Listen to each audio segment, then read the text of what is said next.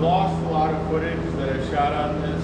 I had a SD card malfunction, but we're just gonna pick up here and go from there. Well, I'm in the stage right now. I did all the initial body work. And I hit the head with two or three coats of primer, and then I guide coated it. The guide coat is where you use, you can use like spray guide coat, just like a flat black, or you can use the powder stuff, and that's what I use. Let me see if I can find it real quick.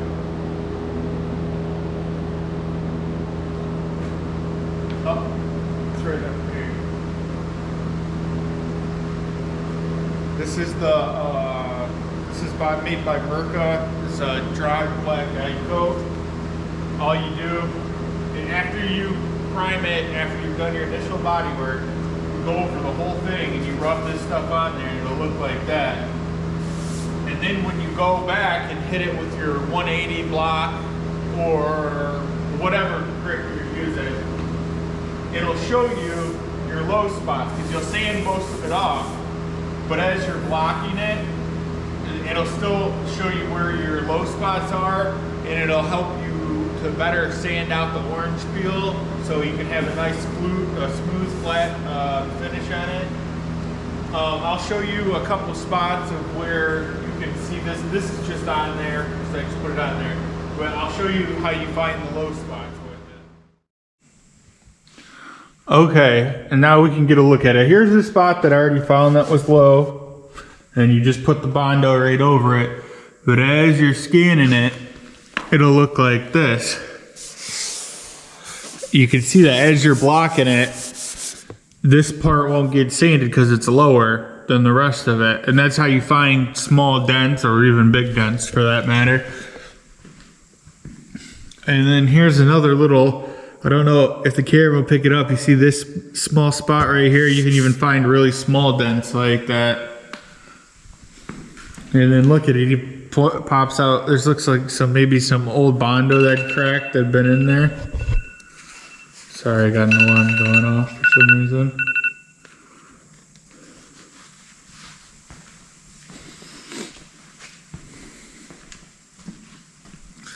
And then you find, it's really good just for finding small things like this that when you're doing a big job and overall you're gonna miss, you know, certain things like that, you know, but this really helps to magnify issues that you have still after you prime it. And see, like I said, I'm picking up kind of in the middle of this, so like these spots have already bondoed up.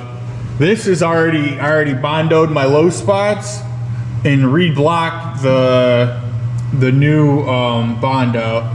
So what I think I'm going to show you next is how to block one of these spots after you find it, and then I'll show you how to then go and then re-prime it. I think I'm going to re-prime this first, kind of do it a little bit out of order, just because, like I said, this film's been messed up a couple times.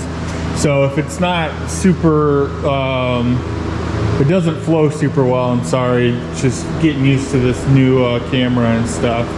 The videos will get better, I promise. All right, and I'll cut you back on when I'm priming this up.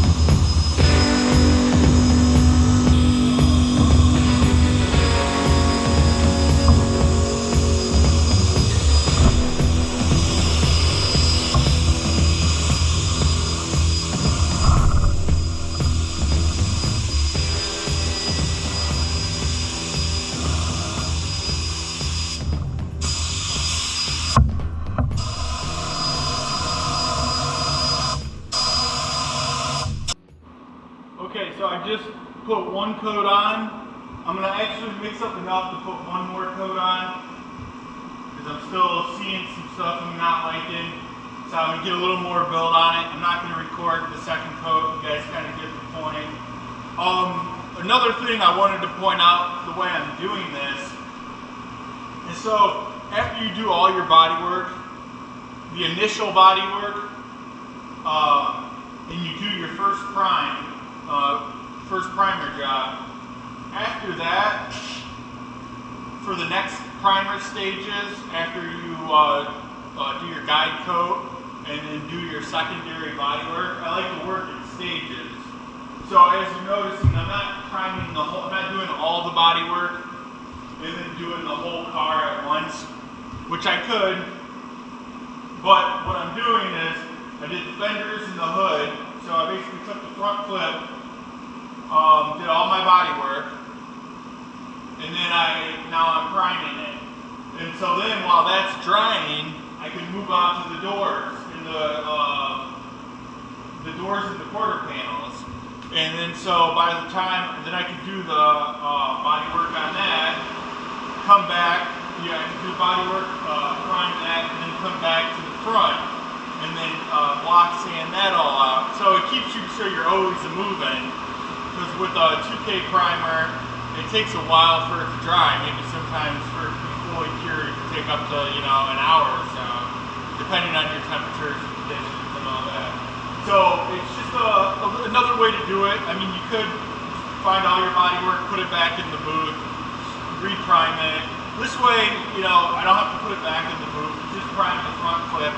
It doesn't create enough overspray to where I'm afraid to not do it in the shop. Now, if I had like a car that was done or something like that, obviously that's a different story. But there's nothing else in here right now, so it's perfectly fine to just, prime the front clip right now. So that's it, and then I'll cut you on to the next stage. Okay, so now I'm going to show you guys how to go back over your primed areas that have been guide coated and sanded. So after you guide coat and then you do your block sanding with your 180, you're going to find your spots that are still got guide coat on it, like this spot right here. Now what I usually do is after I block sand it and then I find the spots, I have a piece of 80 in my hand and just kind of rough it up because it's going to take some filler in it. So you want to make sure that the filler is going to stick in there. Now a lot of YouTube videos that people make on this, I don't know if I'm just missing in some of it or they just don't do it on camera, but I think it's important that you take some 80 grit and rough it up before you put any filler in there. So it's got something good to adhere to. The 180 because the primer spots, after you've already block sanded it, the low spots haven't been sanded yet, so it's going to need a little more adhesion. Now we can go around and find some more spots. See, you can see right, I don't know if the camera's picking it up, right there. You just got to make sure you remember where you 80. I mean, the 80 grit scratches are pretty distinct, so it shouldn't be too hard to spot them when you're going back to put your filler. And that's why it's kind of better to work in small sections too, so you're not getting lost.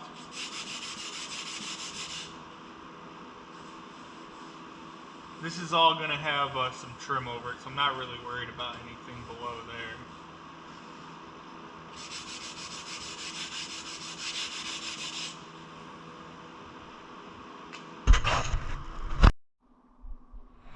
Alright, now I'm going to throw you guys on the chest cam for a while. I'm going to be mixing up some Bondo to fill in our low spots.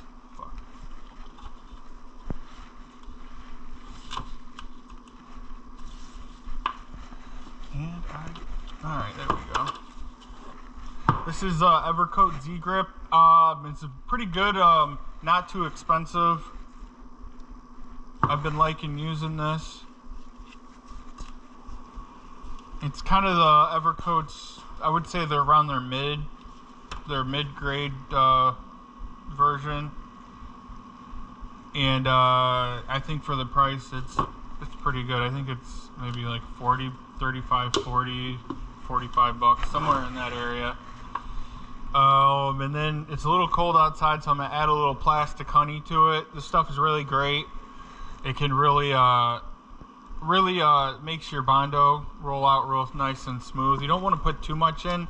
I've been noticing if you put too much in there, it doesn't really want to dry right. I've seen some people put like a lot in there. They think they can make like, by adding more plastic honey, it just basically turns it into like a higher grade Bondo. They say that's the only difference is there's more plastic honey in the more expensive stuff, and I can't say that that's 100% wrong, but it doesn't seem to be the case for me. I think there's a little more to it than just that, but if it works for you, it works for you. What does work really good though is adding in a little bit of polyester filler in it. I think now adding those two together, I think that is getting closer to what higher grade Bondo is, more so than just the plastic honey. So we're gonna mix it up and we're gonna fill in those couple spots, those low spots that we had. You're really gonna make sure you mix it up real good. I see that's a big problem with people that are just learning how to do body work. They don't mix up their Bondo good enough, and then you get streaks and it's not consistent. So you really want to take a little bit of extra time and mix it up good. And depending on what the weather is, you adjust with your hardener. I mean, when it's hot out, not luckily, but it's cooler. We're in the cooler months right now, late October, early November. You can start to add a little more hardener, but when it's in the middle of summer, you really got to be careful because it'll set up on you real quick. You really just need a drop in those kind of in the summer months. So you just want to mix it until you're not seeing any blue streaks. Still a little in there. Alright, I think that's good. So first we're going to hit up this spot right here. To me, these are the hardest spots along these body lines like this. They're a pain in the ass to sand.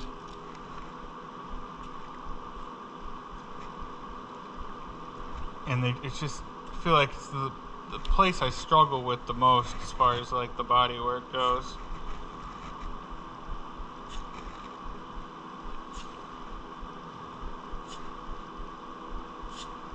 You can get blocks that kind of fit in there a little better, but it's never really perfect.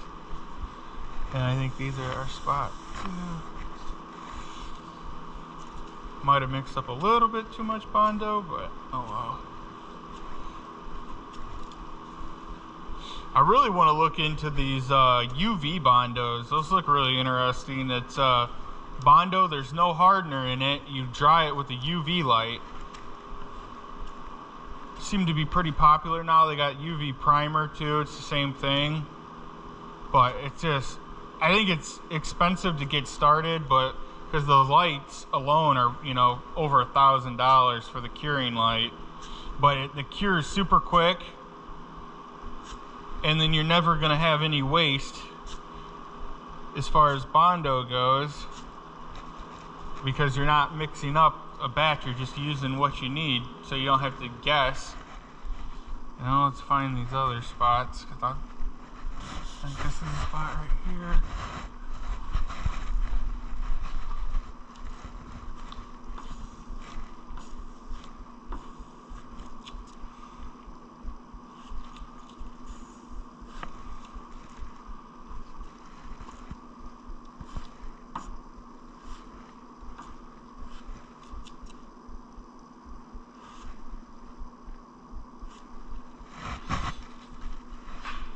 I need new Bondo spreaders. I'm using an old one, and you get, if the edge isn't right, then it's gonna cut into your Bondo as you're spreading it. I think this spot right here. Get the light and find those scratches. Yep. Okay, today we're just gonna knock out some of this body work. I'm gonna show you how I do it. To me, it's the fastest way. So what you're gonna want to start out with, you can start out with a DA to knock this down. Just don't dig into it and try to keep it as even as possible. I'm gonna show you, if you do only have a DA and you don't have any file sanders like this is usually how I knock it out, is with the file sander. But if you want to use the DA, that's perfectly fine, but just don't take it too far. All you really want to do before you start hand blocking it, get you a piece of 80 grit sandpaper, and then I'll pull you over here and I'll show you. Let's do this right over here. Let's focus on this patch right now.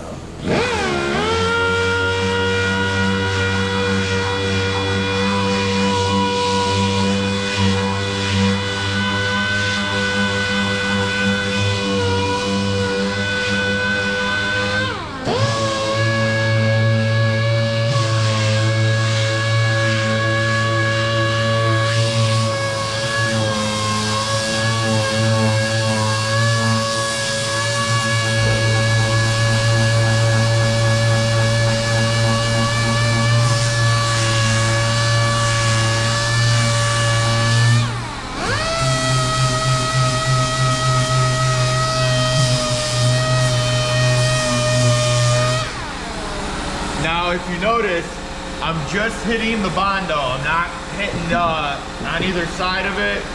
You wanna, and I'm just knocking off the hard edges. Wherever you see hard edges, and you wanna take that initial layer off just to make it easier for when you start block sanding.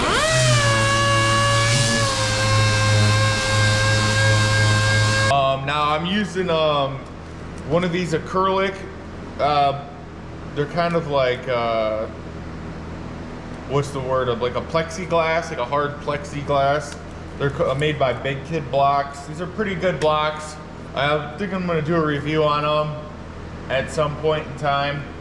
But for right now, I'm just gonna show you how you're gonna block the rest of this down. So that initial block down is just gonna, the initial sand with the DA is just gonna save you some elbow work and some arm work. Now you're gonna take your block, put it flat,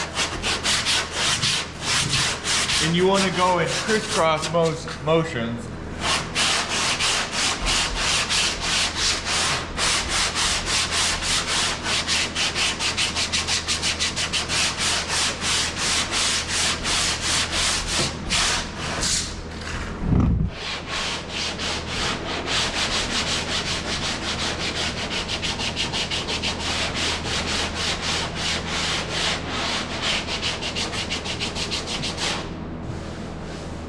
And then kind of feel your work as you're going.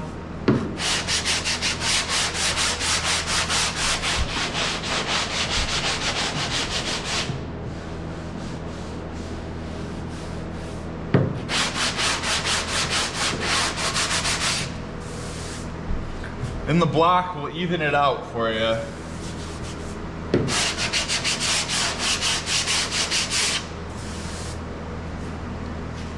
So then what I do after I block it with 80, I then go and grab some 180.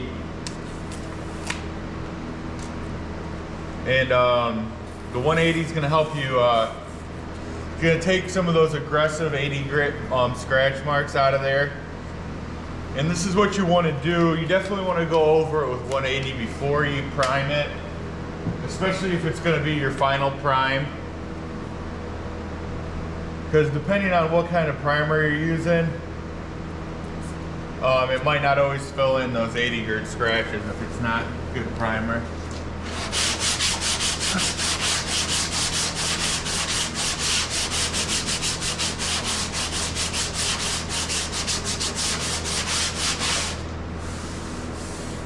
And we're not going to worry about this spot down here. These are tricky, but I'll just show you. You see, this was then you can find this is where the dent was, right there. Probably use a little more blocking on the edges, and then you're just gonna prime over that, and you just follow the same steps for all the spots where you applied Bondo.